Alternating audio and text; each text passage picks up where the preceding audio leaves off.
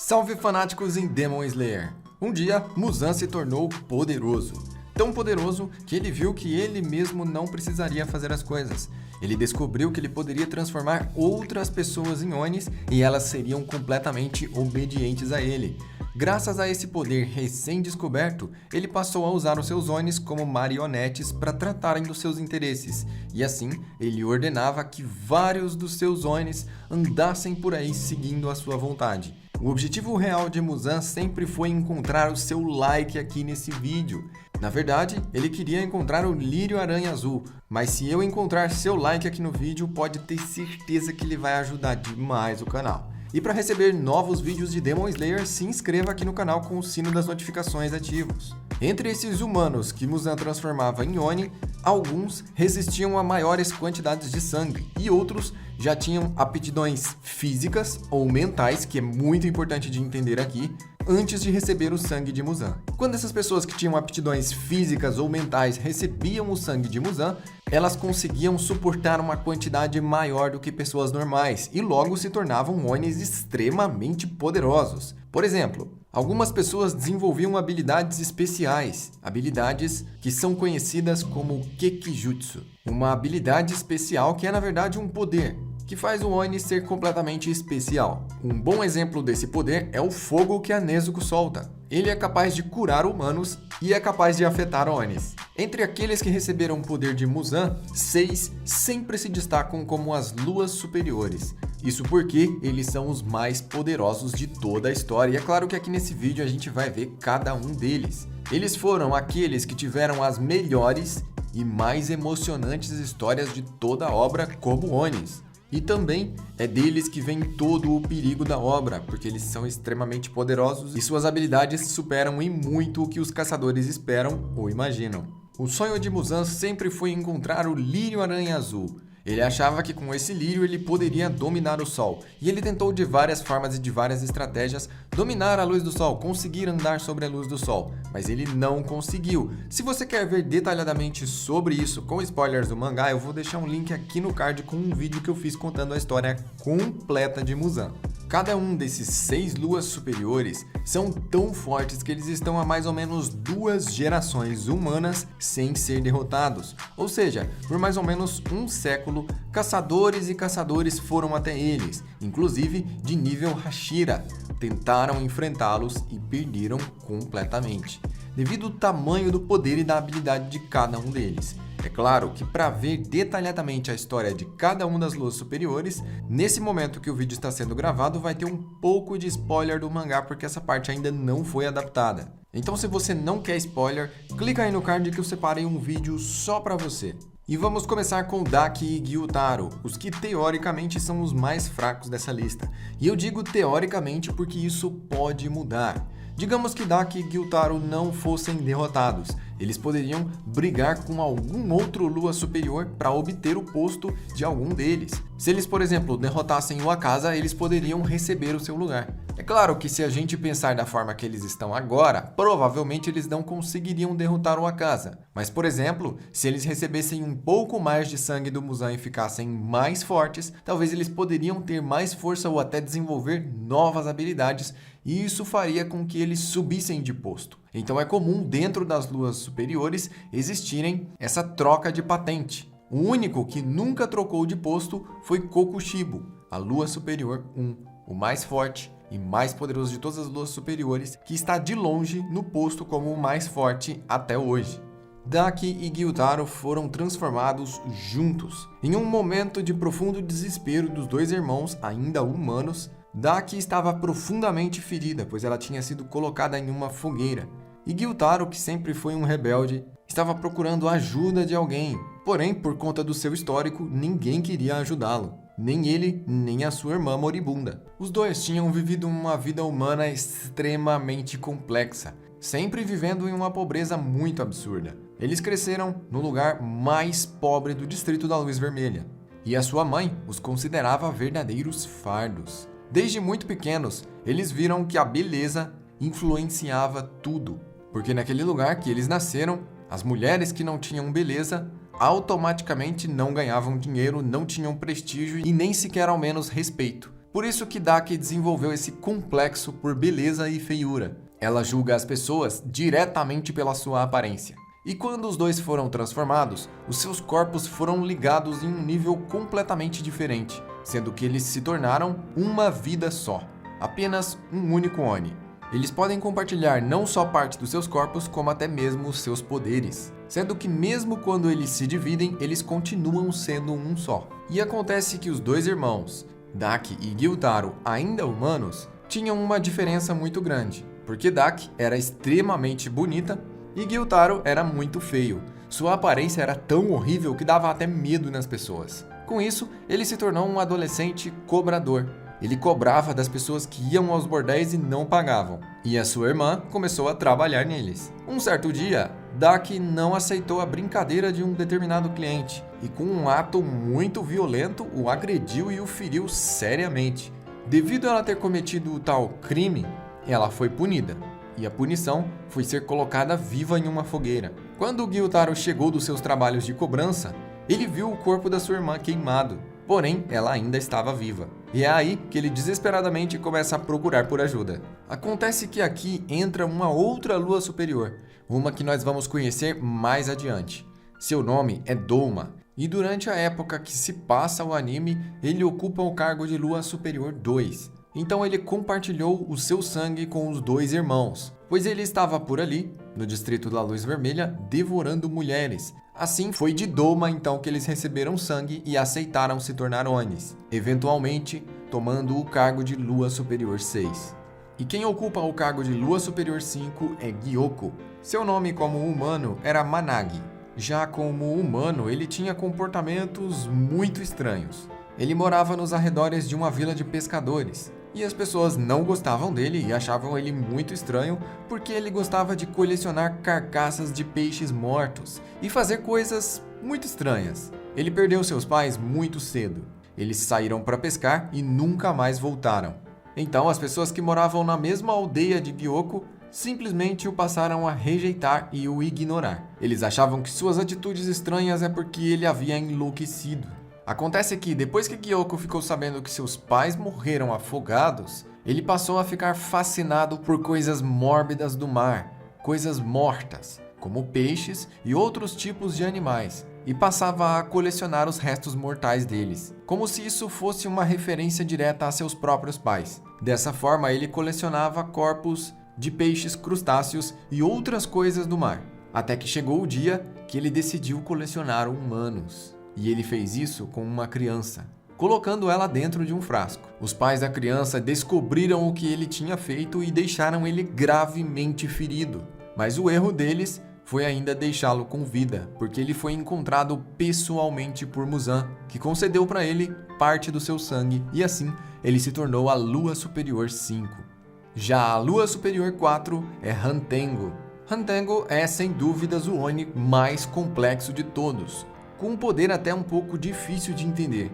Suas emoções estão à flor da pele, e quanto mais medo e desespero ele sente, mais personalidades e mais poder consegue brotar do seu corpo. Ele tem várias referências de armas das lendas japonesas, as antigas lendas, como o leque Bashusen, os tambores do deus do raio e algumas outras referências místicas, de lendas muito antigas da cultura japonesa. Esses mesmos objetos também podem ser vistos em outros animes que também fizeram referência a essas mesmas lendas. A sua aparência principal parece ser fraco, frágil, medroso e chorão.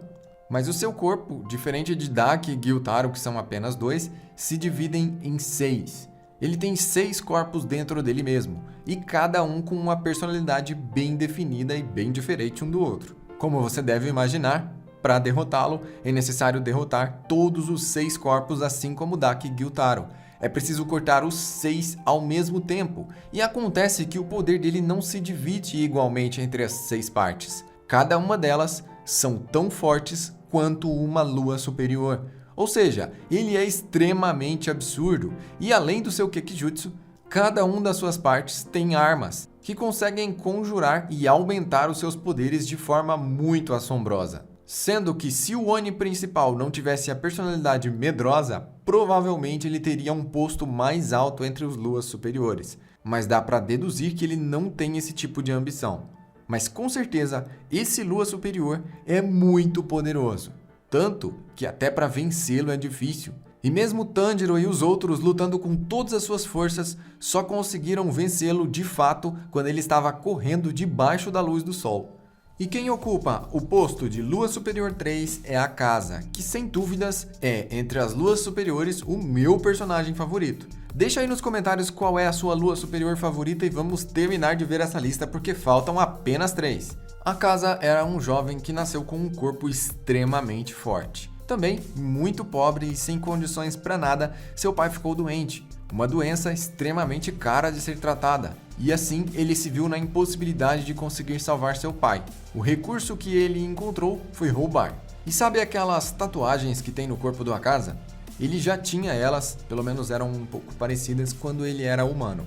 Na época que ele era humano, era normal tatuar as pessoas daquela forma para mostrar que elas eram criminosas. Assim a pessoa ficava o resto da vida marcada como uma criminosa e era discriminada por todos os outros. E várias vezes ele foi pego cometendo vários crimes. Só que ele era muito forte e ele zombava de todos os castigos. Por mais que eles o prendessem e o punissem, ele continuava rebelde seguindo seus próprios ideais. O pai de Akaza ainda estava muito doente, mas a Casa conseguia bancar com seus medicamentos. O pai dele ficou sabendo que tinha um rumor na cidade que seu filho estava sempre sendo preso, que seu filho era dado como alguém muito delinquente, e ele entendeu que o problema do filho dele estar indo por esse caminho era exatamente ele mesmo, porque ele estava doente. Então, o pai dele decidiu resolver isso e tirou a própria vida. Ele fez isso para que o filho dele saísse do caminho dos roubos e da delinquência e que achasse um rumo na vida sem ele, já que ele viu que mesmo com o tratamento ele não teria chances de sobrevivência, e isso mexeu profundamente com a Casa. Só que ao invés de ir para o caminho da retidão como o pai dele aconselhou, ele ficou ainda mais rebelde e se envolveu em vários tipos de briga. No meio de toda a confusão, um mestre de artes marciais o parou. Ele já era muito forte, mas o mestre de artes marciais era mais forte que ele, e essa seria a segunda figura paterna de Akaza. Esse homem meio que o adotou e o ensinou tudo sobre artes marciais. Ele foi morar com esse homem e o ajudava no seu dojo de artes marciais. Esse mestre tinha uma filha, que Akaza acabou se apaixonando por ela. Só que esse dojo tinha um dojo rival, que nunca conseguia ganhar deles mano a mano, pois eles eram muito fortes, eles eram os mais fortes da região. Isso gerou inveja no dojo adversário, que resolveu contaminar o poço. Existia um poço de água que era a única fonte de água do dojo do território onde morava a Casa. E o dojo adversário foi lá sorrateiramente à noite e envenenou toda a água do poço. Tanto a amada de Akaza quanto o mestre de Akaza beberam a água envenenada e morreram. Assim, o dojo adversário eliminou a concorrência e se tornou automaticamente o dojo mais forte. Akaza teve a sorte de não tomar dessa água. E é claro que quando ele descobriu o que aconteceu, ele buscou vingança. Quando ele chegou no dojo adversário, a sua fúria foi tão grande que ele eliminou todos os mestres de artes marciais e membros do dojo. Aquele ato foi tão brutal e animalesco que chamou a atenção de Muzan. Ele até mesmo pensou que existia outro Oni que ele não conhecia, e ele foi pessoalmente conferir. Quando ele viu que aquilo tinha sido feito por mãos humanas, ele decidiu, sem sombra de dúvida, compartilhar seu sangue com a Casa. E assim, ele se tornou o Lua Superior 3. Agora nós estamos chegando nos mais poderosos e vamos falar dele novamente.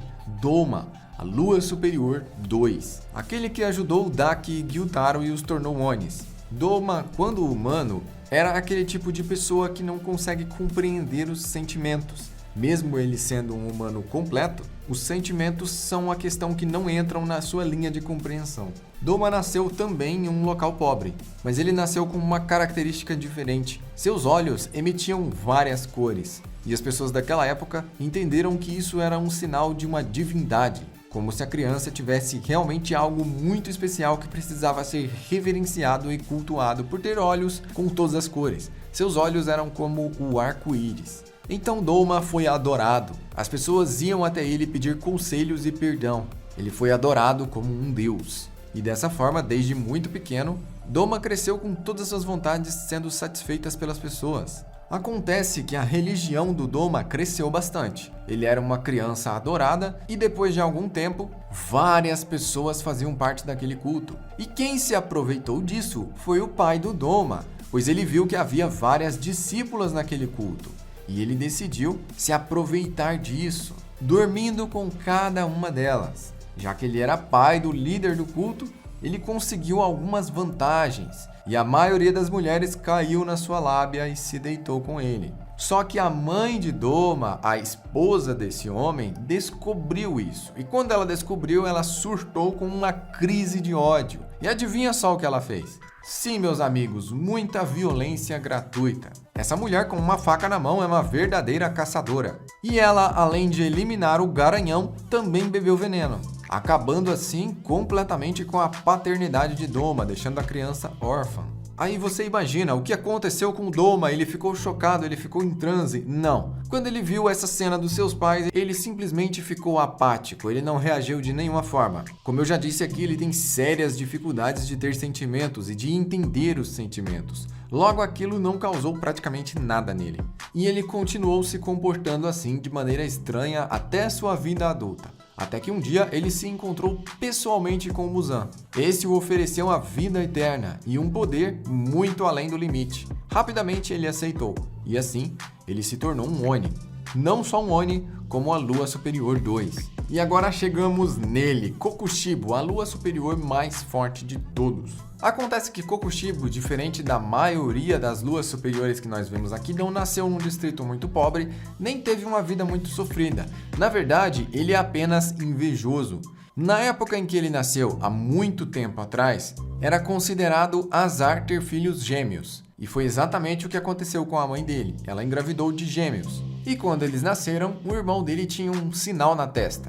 Isso também era considerado azar naquela época. Então os pais dele, extremamente supersticiosos, pensaram que tinham que se livrar de um dos irmãos. E aquele que tinha a marca na testa seria mandado para um monastério para ele se tornar algum tipo de líder religioso. Eles queriam se ver livres dele o mais rápido possível. E logo eles colocaram toda a expectativa deles em cima de Kokushibo, pois ele seria o filho que mais daria orgulho para eles e herdaria o nome da casa, o nome da família. Acontece que com o passar do tempo, o filho que tinha a marca na testa começou a mostrar grandes habilidades e grandes poderes. E era muito mais talentoso que Kokushibo em tudo. Então ele sentiu profunda inveja do seu irmão. E cada vez que ele tentava se aproximar, era inútil. O seu irmão tinha dons naturais muito maiores que os dele. Se vendo em uma posição desfavorável, ele foi procurar por poder, de todas as formas. E ele acabou encontrando o Muzan, que ofereceu claramente para ele que ele se tornasse um Oni, perdesse a capacidade de andar sobre a luz do sol, se tornasse imortal e perdesse as suas memórias como humano.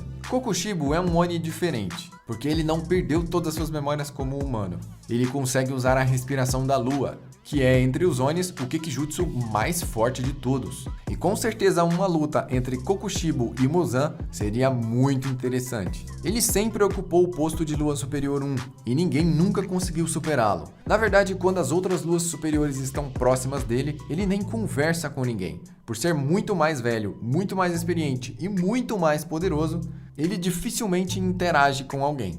Ele é irmão gêmeo, nada mais nada menos que o mais poderoso de todos os caçadores que já existiram. E nem mesmo Tanjiro, no seu auge, chegou perto de ser tão poderoso quanto Iorichi. Se você quer ver a história completa de Kimetsu, tem um vídeo aqui no canal que eu resumi tudo em ordem cronológica. Você pode conferir ele no card e nas telas finais. Não se esqueça de caprichar no like, se inscreva no canal, ative o sino com todas as notificações para não perder novos vídeos. Eu sou o Joe, eu vou ficando por aqui e até a próxima!